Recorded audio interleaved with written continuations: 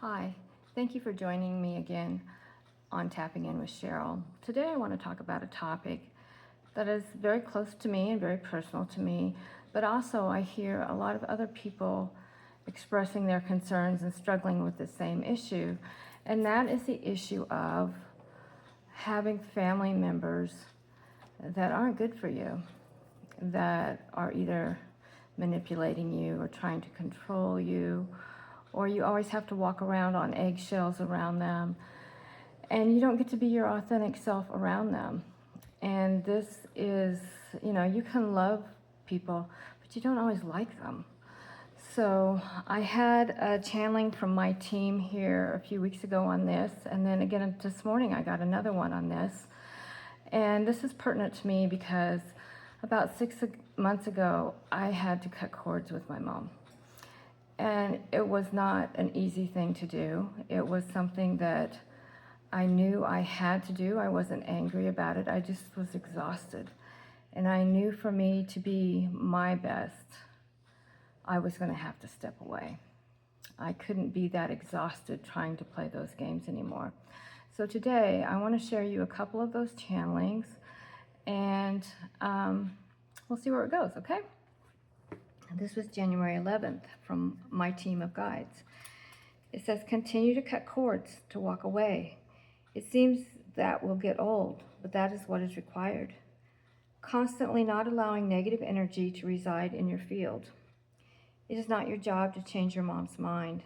That is not possible. This lifetime, she has made a pact to continue in ignorance. She will not break that pact. Her safety depends upon it. You stretch her boundaries too much. She is desperate to bring things back to the status quo so she can maintain a false sense of control of her reality. This is her ego screaming in desperation. You are correct in your assessment of her mental state. That will not change in this lifetime. She clings to it like a life raft. She cannot face real reality. This is true for many. This is mental illness, those that don't have the courage to discover their true selves. Projection and judgment are their way to survive. Accountability is out of the question. That would be death to the ego. There is nothing for you to do but walk away. Close all doors. Do not allow access to your energy. Do not allow her to use guilt. You are not guilty of anything. You escaped the matrix of delusion. You cannot be pulled back. Salvation is a very misused word. Salvation implies lack and separation. You save yourself by coming home to your divinity and renouncing all else that says otherwise.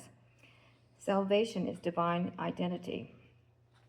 There are many that cannot fathom the idea that they are divine, so they embrace even tighter the idea of being sinners. This is not true at all. Earth life is about having the experience to remember who you really are as a divine being. Your religion has purposely hidden that from you so you can be controlled. That is an ego out of control. Many, for thousands and thousands of years, have bought into that lie. Now is the time to renounce the lie and claim your true identity and independence. But many, like your mom, are too ruled by fear. They hide that fear behind arrogance. If you know everything, you don't have to accept anything else. It's quite a prison they have built for themselves. Talk about insanity. They think their religion has bought them freedom. Just the opposite. This is not your concern. There will always be the dull of mind and the arrogant. They are reminders of what you are free from. Rejoice in your freedom. It is not possible to go backwards. Guilt is just an old echo of falsehood. Pay no attention. It will play itself out and be done. You serve no purpose if you wallow in the dark with the ignorant. Move on. You have bigger things to do. You watch your family implode. These situations are part of their soul's path, not yours. Allow. Do not give energy to it. It is not it is not yours. This is why learning to focus is so important. You must have laser vision as to not be knocked off center. You have your own course to chart. Observe, but don't participate. Love from a distance. That is the challenge, isn't it? Is to allow people to be who they are without insisting they believe what you believe, or vice versa. And I think I'm getting pretty good at allowing these days, but I also like those same courtesies extended to me too. So, you know, my family was a very religious family, and I have no problem with people believing what they believe, and if they walk their talk, that's wonderful. But when religion is used as a weapon, it becomes very, very harmful. And so that was the case in my family. So it wasn't in a good balance. And today, I'm just going to read part of this because it's kind of long. This was from my great-great-grandmother Wilhelmine. And Wilhelmine passed away about 15 years before I was born. And she was a healer. And anyway, she has some things to say about this too. So, cutting cords with your mother was a wise choice. You are understanding your sovereignty and power now. Old family connections are not binding just because they are family. You are free to experience your own divinity without restriction. Old patterns must be broken. That is what you did in that choice. You broke a very strong line of manipulation and control. You saw it for what it was and chose otherwise. You are not a slave to old patterns. The time of control is over. You have a deep understanding of personal freedom and individuality. You have learned to allow rather than control. You are able to do that because you know you are safe and have nothing to fear. This is a big step. It takes a great deal of courage to step forward and claim your own freedom. Breaking patterns and curses are part of your divine plan. All have a purpose that incarnate on the earth. You have chosen a difficult assignment, but you continue to carry it out. You do not flinch, but move forward because you are not in denial of truth. You do not need to make it easy and soft.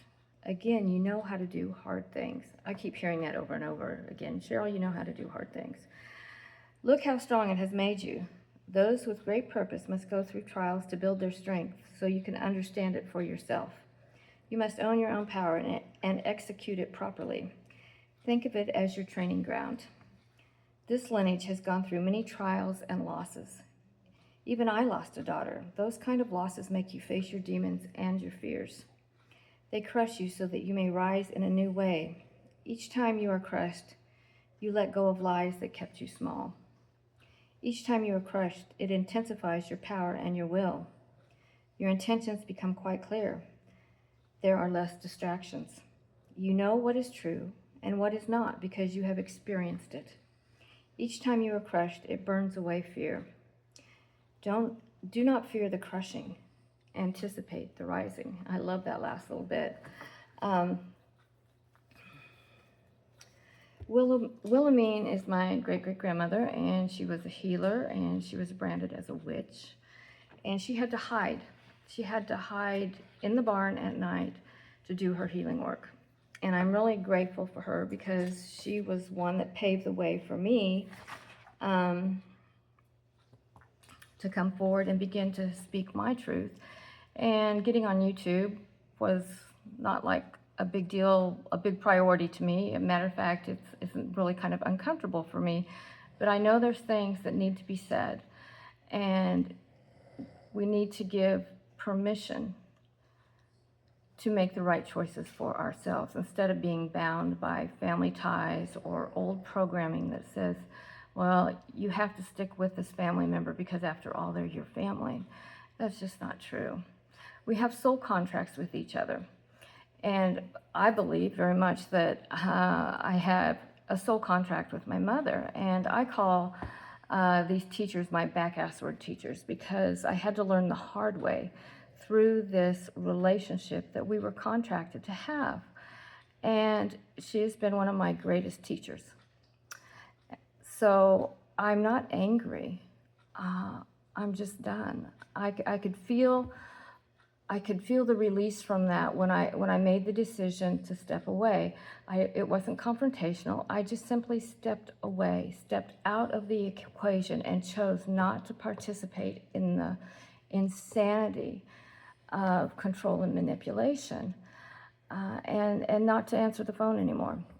I wish my mom well, but I really understand at a heart level that my contract is over with her now, that I have learned what I needed to learn, and then it can be done.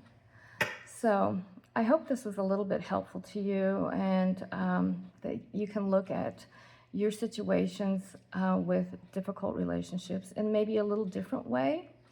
And, you know, I want to support you however I can. And I hope you have a really great day. Bye.